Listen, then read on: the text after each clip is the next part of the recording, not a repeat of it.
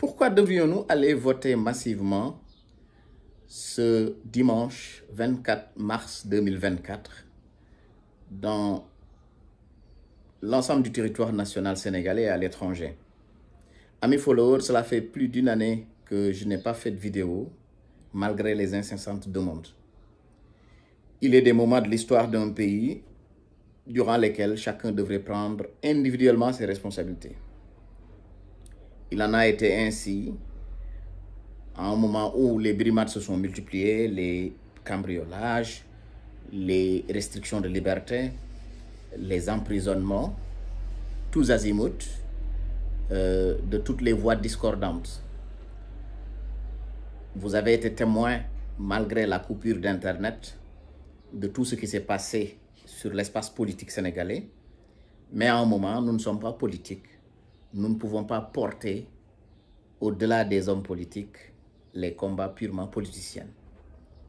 Même si une bonne dose de ces combats était citoyen et nous avions usé de notre plume, de notre influence pour dénoncer quand il le fallait. Aujourd'hui, malgré les soubresauts, les multiples rebondissements dans les tentatives de musellement des populations, dans les tentatives de ne pas organiser les élections et de tomber dans la monarchie, nous en sommes finalement sortis grands avec les cours et tribunaux qui, à un moment donné, ont pu sauver la démocratie sénégalaise en insistant sur l'obligation d'organiser les élections avant la fin du mandat du président Macky Sall, prévu le 2 avril 2024. Aujourd'hui, nous sommes juste à une semaine de l'élection présidentielle. De plus de 200 candidatures au départ, nous en sommes arrivés à 19 candidats. Et parmi ces 19 candidats, les profils sont différents, les parcours sont différents, mais également les programmes sont différents. Néanmoins, fidèles à notre tradition de débat, d'orientation, de discussion, nous avons pensé qu'il fallait un peu donner notre version de facilitation du choix qu'il fallait faire ce 24 mars 2024. À mon avis, chaque citoyen devra être face à lui quand il sera vraiment au niveau de l'isoloir. Déjà, il faut commencer par faire le déplacement jusqu'au lieu de vote après avoir fait toutes les vérifications imaginables. Parce qu'il y a eu beaucoup de tripatouillage au niveau du fichier électoral. Il y a des lieux de vote qui ont été déplacés, il y a des pièces d'identité qui ont été changées, etc. Il faut faire les vérifications. Deuxième chose, il faut faire le déplacement, même s'il s'agit de faire 500 km, c'est un droit citoyen, un devoir citoyen qui doit être accompli par tout un chacun, parce que même si nous parlons de l'exercice de la souveraineté par le peuple confie ce pouvoir à un exécutif, confie ce pouvoir à un législatif, et à un moment, nous nous sommes rendus compte que nous ne nous voyons plus par rapport à Macky Sall, par exemple, qui a fait preuve pratiquement d'anarchie. Nous ne nous voyons plus par rapport aux députés. Nous n'avons pas élu Kouramaki, par exemple. Nous n'avons pas élu un certain nombre de députés qui se sont battus à l'Assemblée nationale. Et donc, les élections sont une occasion de rectifier cela. Et aujourd'hui, je pense que nous avons plusieurs arguments pour aller voter, mais aussi pour faire le bon choix. Si nous ne votons pas, ça veut dire que nous ne nous sommes pas exprimés sur la palette de personnes qui se sont demandées, qui se sont proposées à gérer le pays. Et cela veut dire quoi? Cela veut dire que nous endossons la responsabilité demain des modes de gestion du pouvoir, de tout ce qu'il y aura comme réussite, comme non-réussite, mais aussi nous allons partir en grève pour rien du tout parce que nous avions l'occasion de faire ce que nous devrions faire. Voter aussi nous permet de changer un peu notre vécu quotidien.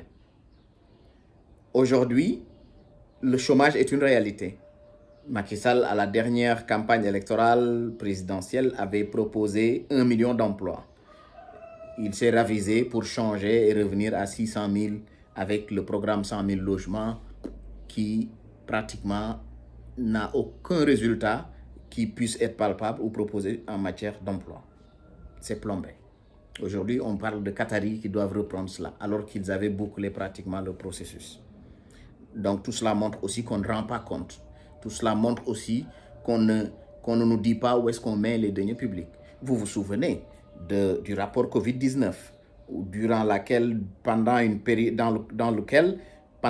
de catastrophe, les gens se sont permis de pratiquement manger 1000 milliards de francs CFA. Et le rapport est sous le coude du président de la République, Macky Sall, qui n'en parle pas et qui a préféré parallèlement brimer tous ceux qui sont des voix dissidentes vraiment dans l'opposition politique, dans la société civile, etc. Vous êtes témoin de pratiquement plus de 1000 jeunes qui ont été emprisonnés pour des motifs en réalité politiques. Également, vous voyez que chaque jour, c'est des dizaines, des centaines de morts en réalité qui sont relayés à la radio suite à l'immigration clandestine. Pourquoi les gens ne veulent plus rester au Sénégal? Pourquoi ils voient même qu'ils doivent traverser la forêt de Nicaragua pour entrer aux États-Unis? Ça veut dire qu'il y a un malaise social réel. Et ce malaise social devrait pouvoir être changé si nous faisons en réalité les bons choix. Les bons choix, c'est quoi? C'est de voir que nous avons 19 profils et sur ces 19 profils, il faudra choisir l'homme ou la femme qui devra conduire les rênes de ce pays. Mais il ne s'agit pas que de choisir un simple homme ou une simple femme. Il s'agit de choisir une proposition de projet de société. Il s'agira de voir une nouvelle orientation, un nouveau rêve qui va être vendu au Sénégal. Il s'agira de voir également un vent de renouveau qui souffle ça et là.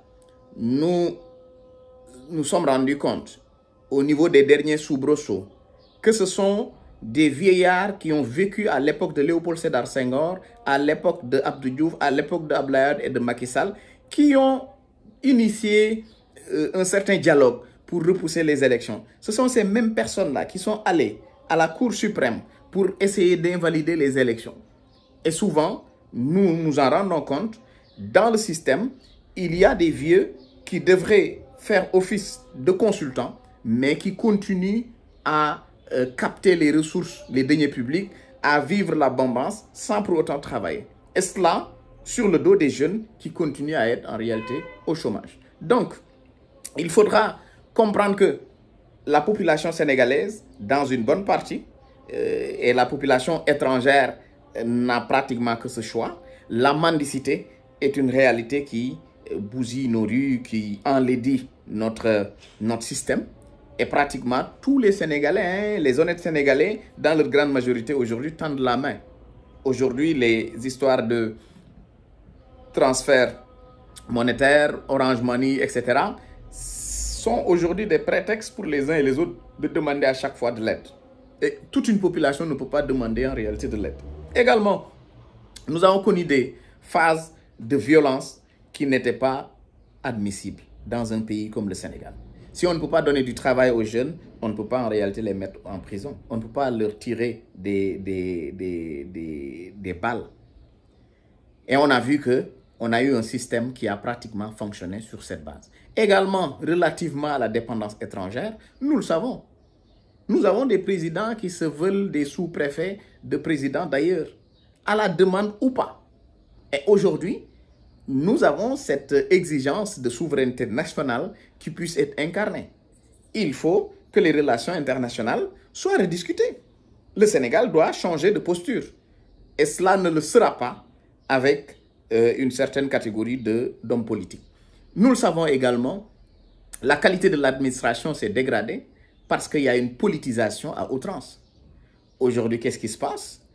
Les grands corps d'élite de l'administration sont politisés. IGE, Cour des comptes, les sortants de l'École nationale d'administration, les sortants des écoles NEA et autres. Donc, on en est arrivé finalement à une situation dans laquelle, regardez tout ce qu'il y a comme agence au niveau national, les agences ne sont dirigées que par des hommes politiques. Je ne vois pas d'exception. Et s'il y a des exceptions, c'est extrêmement infime.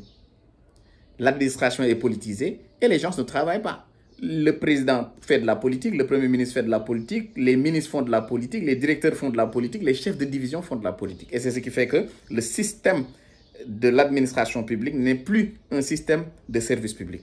Et il faudra en réalité réformer. Nous le savons tous, vous cherchez des pièces d'identité, vous cherchez tout, mais vous vous rendez compte que c'est des queues à n'en plus finir, mais aussi une procédure très longue. Les prix, nous sommes en plein carême, en plein ramadan, mais on se rend compte que ce n'est plus acceptable.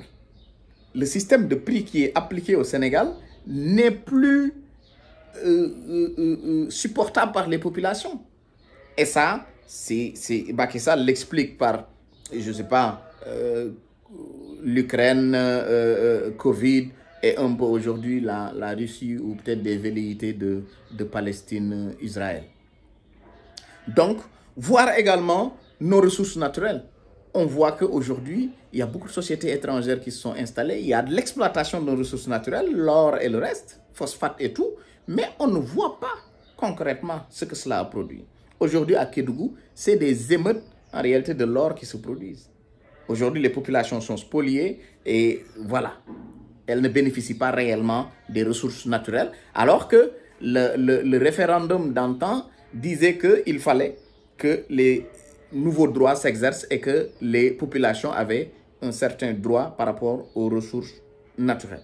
L'exode rural, aujourd'hui, on nomme un homme politique, il vient à Dakar et toute la jeunesse vient loger à Dakar et fait le pied de grue devant son bureau. On transforme nos jeunes en des fainéants qui ne travaillent plus parce que le chômage est là et il y a une menace qui est pendue au-dessus de leur tête.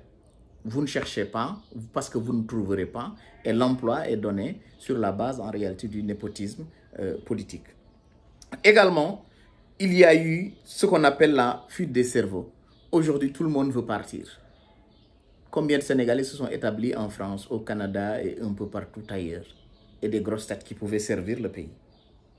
Mais la politique politicienne fait qu'aujourd'hui, il nous faut changer de mécanisme, changer de système, faire ce qu'on appelle la disruption. Il nous faut changer de mode, de méthode de gouvernance. Aujourd'hui, dites-nous que nous avons une bonne monnaie, dites-nous que nous avons une bonne croissance, mais cela ne se mange pas, les populations ne sentent pas ça. Quelqu'un qui est à l'arrière-fond d'une commune, ce qui l'intéresse, c'est de manger à sa faim, ce qui l'intéresse, c'est de pouvoir trouver du travail, ce qui l'intéresse, c'est de pouvoir se soigner. Et aujourd'hui, on a comme l'impression que nous avons 2 à 3 Sénégal. Un Sénégal de ceux qui sont dans les quartiers UP, qui gèrent le système, qui envoient leurs enfants dans les grandes boîtes de nuit, dans les gros hôtels, dans les écoles étrangères, etc. Qui ont des enfants qui jouent avec les deniers publics. Vous avez tous entendu des fils de personnalités politiques voler des centaines de millions. Vous avez tous entendu des coffres dans des maisons. Vous avez tous entendu de la corruption à très haut niveau à coût de milliards dans un pays sous-développé dans lequel les gens n'ont pas hérité de cet argent. Également, nous avons pratiquement un système qui est assis sur une contestation. Le Sénégal d'aujourd'hui, c'est un Sénégal de grève, un Sénégal de grogne, un Sénégal de contestation quotidienne. Et cela doit pouvoir changer. Parce qu'aujourd'hui, les ressources naturelles sont là, on peut pouvoir les exploiter. Les ressources humaines sont de très haute qualité. Et vous avez même vu que l'éducation est plus ou moins sabotée. Aujourd'hui, vous avez un étudiant qui entre à l'université, il va devoir faire pratiquement 7 ans, 8 ans aujourd'hui pour pouvoir être au niveau master. Parce que la première année se fait sur 2 ou 3 ans maintenant. Ça veut dire que l'avenir de la jeunesse est hypothéqué. Et qui est-ce qui l'hypothèque? Un système dans lequel, regardez le gouvernement de Macky Sall, le système, c'est des vieillards de plus de 70 ans, 80 ans, qui devaient être des consultants, qui devaient être là pour revenir animer les grandes conférences d'orientation, mais ce sont ceux-là qui sont aujourd'hui ministres, qui sont aujourd'hui conseillers, qui tiennent ce système. Et il faudrait que ça change. On ne peut pas avoir une population essentiellement jeune et que les jeunes ne tiennent pas le système. Aujourd'hui, on va mettre sur la table la question de l'expérience politique. L'expérience politique, le génie politique n'a jamais servi à rien. Abdoulaye Wade, Senghor, Macky Sall, Abdou Diouf, quel est leur génie politique s'ils n'ont pas été capables de tirer le Sénégal vers le développement? Rien du tout. Et aujourd'hui, on va dire, baf, on a eu des présidents qui sont un peu reconnus au niveau international, ils tirent la diplomatie mondiale, mais ça, c'est pas vrai, nous le savons tous. Nous le savons tous. Allons-y au Kenya. Le président Kenya, là, il n'est même pas joli à voir dans un costume. Mais c'est un leader qui tire aujourd'hui l'Afrique. Ce ne sont pas les francophones qui tirent la diplomatie africaine. Ce ne sont pas eux qui disent non. Les présidents qui disent non aujourd'hui, ce sont les Kenyans. C'est le Rwanda. C'est un peu l'Afrique du Sud. Donc, ce n'est pas le Sénégal, le Nigeria ou truc. Ils ne font pas grand-chose. Donc, il faut nous détromper sur ces questions de on a le meilleur président, on a le meilleur. Souvent, on dit on a le BRT. En Côte d'Ivoire, c'est des bateaux-bus qu'on a. En Côte d'Ivoire, on parle de métro aujourd'hui. Nous parlons de terre. Donc, il faut arrêter de s'enflammer avec ces choses qui sont rabâchées parce que les gens n'ont pas voyagé, qui sont rabâchées parce que les gens ne sont pas sortis du Sénégal. Mais ceux qui voyagent, ils savent que ce pays pouvait dépasser carrément ce niveau-là. Le Sénégal pouvait dépasser le niveau actuel. Et nous ne devons pas nous complaire à avoir Macky Sall qui a été le meilleur président, Abdoulaye Wade qui a été le meilleur président. Notre avenir, c'est dans quelques années. Si le prochain président et son système ne parviennent pas à nous sortir de cette situation, ça veut dire que ça va être l'individualisme qui va primer après.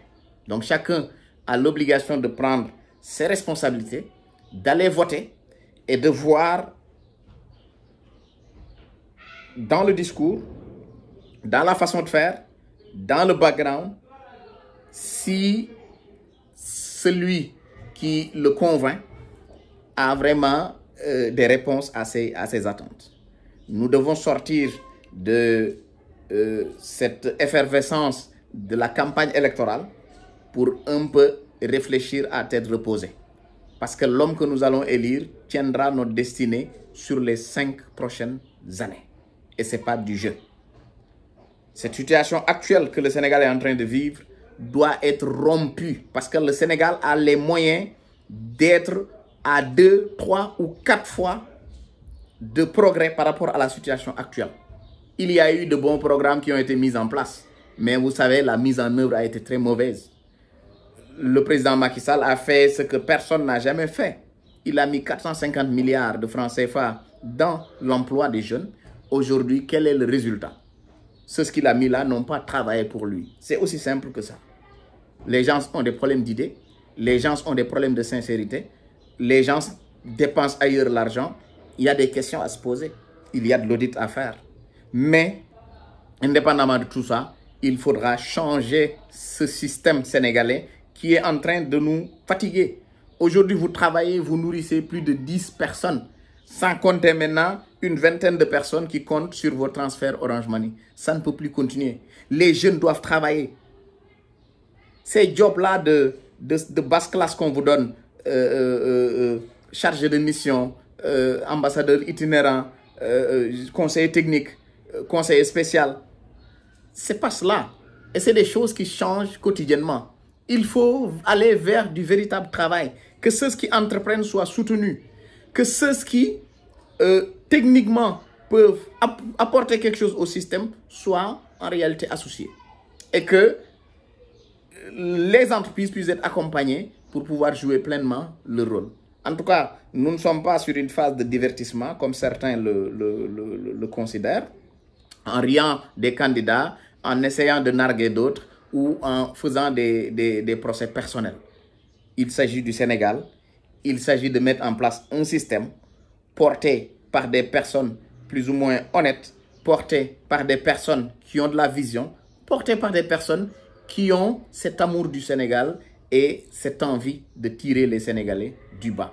Voilà les quelques orientations que je voulais donner pour dire que l'élection est libre, chacun est libre dans son choix, mais essayons de faire le bon choix. Mais derrière tout ça, il faut aller voter.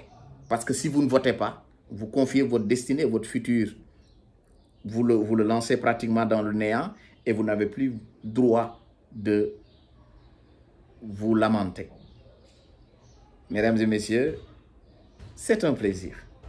2 prochaines vidéos pour un peu traiter de l'approche emploi de quelques candidats, mais également une dernière vidéo pour dire pour qui faudrait-il réellement voter.